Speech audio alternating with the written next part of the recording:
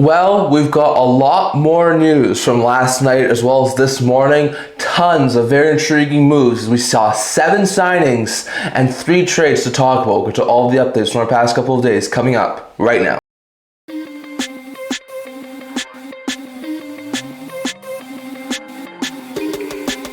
Hello everyone, welcome back to another video here at the End-to-End Hockey channel. Now before we get into this video, don't forget to like this video and subscribe down below. Thank you for all of your support. I would never be able to do this without all of you guys. So if you haven't already, don't forget to subscribe button down below. Don't forget to leave a comment. We're on the road to 1,000 subscribers. Don't forget to stay tuned for my live draft coverage at 5 p.m. Mountain Time tonight. Don't forget to stay tuned for tomorrow's live stream at 10 a.m. Mountain Time and Tuesday's live stream at 9:30 a.m. Mountain Time, talking about the draft, free agency, and all these things in between. But we've got a lot of interesting news updates to talk about here. We're not going to do any sort of trade rumors or anything because the draft is very close. We'll touch on all of those other things once the draft happens. I'm doing my live stream. There'll also be no more videos talking about movement. Any sort of movement that happens between the recording of this video, which I think is around 12 p.m. Mountain Time, and my live draft video we'll cover in the draft. But talking about all the things that happen here right now, we saw 7 signings, a few yesterday night that I never got around to touching on, and then a few earlier this morning. So when you look over to last night's signings, there's not a whole bunch here.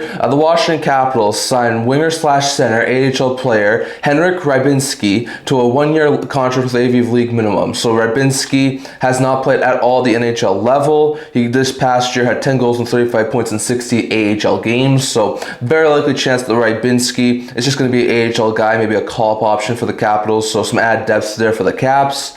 Then we saw the Carolina Hurricanes sign Juha Jaska, who's a winger, 27 years old, signed a 2-year contract extension with AV of league minimum. Jaska came overseas, I think it was last offseason. He wound up putting up 4 assists in 18 NHL games. Looks like a very good call-up option, can play bomb 6 minutes if need be, so not a bad contract there for someone who can play bomb 6 minutes, league minimum. Not a bad sign there for the Hurricanes, so they signed Jaska. Then we saw the San Jose Sharks sign Gabriel Carrier, who's a goaltending prospect, signs a 1-year contract with the AV of $795,000. Carrier is an undrafted guy, will probably be an AHL level goaltender next year, but still very interesting out there that the Sharks have added some goalie depth. Then we saw the Detroit Red Wings sign Antti Tuomisto, who's a depth defenseman, a right-shot defenseman. He's playing at the AHL level mostly over the past couple of years, signs a 1-year contract extension with the AAV of $814,000. Just like some of these other guys, Tuomisto only played the AHL level last year, putting up 3 goals and 27 points in 64 games. For a defenseman, it's not overly bad, but I highly doubt he'll get NHL time this year. So very interesting note there, but Tuomisto, along with Carrier, Jaska, and Rybinski, all got extensions yesterday. And then earlier today, we saw 3 more extensions happen. First, Will Lagesson, who's a depth player in the Detroit Red Wings organization, signed a 2-year contract extension with the AV of league minimum. Lagesson has played the NHL level in the past. This past year only had 1 assist in 7 NHL games. He's decent, bottom end guy. He wound up putting up 9 points in 23 AHL games, so Lagesson I think could be a serviceable 7th/8th defenseman call-up option guy, so at league minimum it's not an overly bad deal there for the Red Wings. Then we saw the extension everyone was expecting to happen, and that's with Trent Frederic. We talked about this in one of our previous videos. It was going to be signed to an 8-year extension by Edmonton between $3.5 and $4 million. Well, the official deals officially come through. Frederic gets a 8-year contract extension with the AAV of $3.85 million.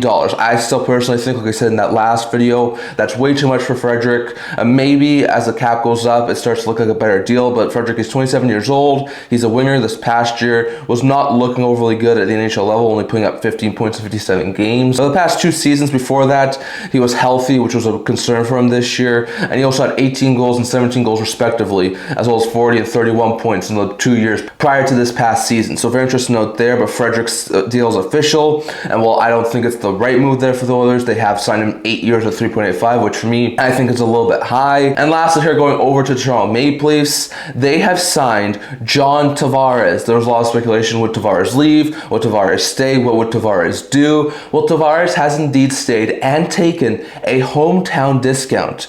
He signs that 4-year contract extension with the Toronto Maple Leafs with an AAV of just $4.39 million.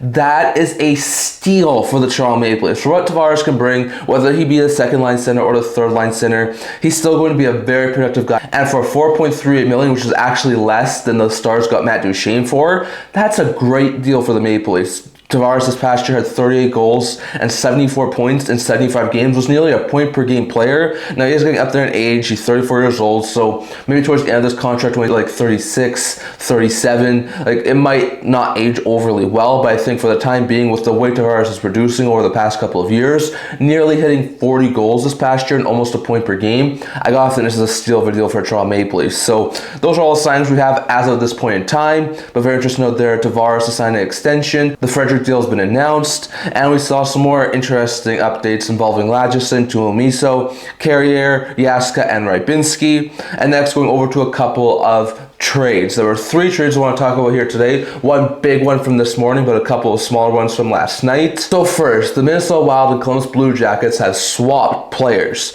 as the Columbus Blue Jackets have moved Cameron Butler to the Minnesota Wild for Brendan Gaunce. These two are both AHL players. Butler, I think, has either minimal or no NHL experience at all. He's an AHL player. I'm pretty sure he's a defenseman, so he's going to go over to Minnesota Wild, maybe be a call-up option, but there's just going to be some more add depth there from Minnesota. Brendan Gaunce is going to a place where he has played before. Gaunce was in Columbus a couple of years back. Gaunce is a decent depth forward. Like, he's not going to put you up a whole bunch of points. He's not going to be a very extremely talented top-end guy, but he's a decent, serviceable guy. He can be called up upon if need be. He can play bomb 6 minutes. He's a very solid 14-15 forward, so a very solid move there for both sides as they both swap some AHL depth. But I do think that the Jackets win it because Gaunce does have more NHL experience, so very interesting note there. Then we saw a completely surprising move between the Washington Capitals and the Florida Panthers. The trade is as follows. The Florida Panthers trade Justin Sourdif to the Washington Capitals for a 2nd and 6th round pick. Sourdif was, I think, picked in the 2017 or 2018 draft. Might have even been the 2019 draft. Like, he's been in the NHL system for quite some time. Sourdif is currently scheduled to be an RFA. This past year, he got into 1 game of NHL action, putting up his first career NHL goal. His entire career, he only has 4 games of NHL action. He's been majority of an AHL type player, and even at the AHL level, he hasn't been overly dominant. So he goes to Washington, maybe in the cap system, he can work out quite well. We don't know exactly how well he'll fit. Like, maybe he can be a bomb 6 forward. I think that's sort of his ceiling at this point in time. But for the Capitals to give up a 2nd round pick and a 6th round pick for him is insanity. In this trade, in my opinion, Panthers fleeced the Washington Capitals. A 6th round pick for Sourdif, I think, will have been probably all right with where they are at this point in time. A 2nd and a 6th for Sourdif is insane. Great move there from the Florida Panthers. They get a couple of extra draft picks. The 2nd round pick is Washington's in next year's draft, and the 6th round pick is the Capitals in the year after draft. So it's not even in this upcoming draft. It's for future dates. So very interesting note there. But Sourdif, who might eventually be able to work out into like a bottom 6 forward, gets dealt to Washington, and in exchange, the Panthers get a 2nd and 6th round pick.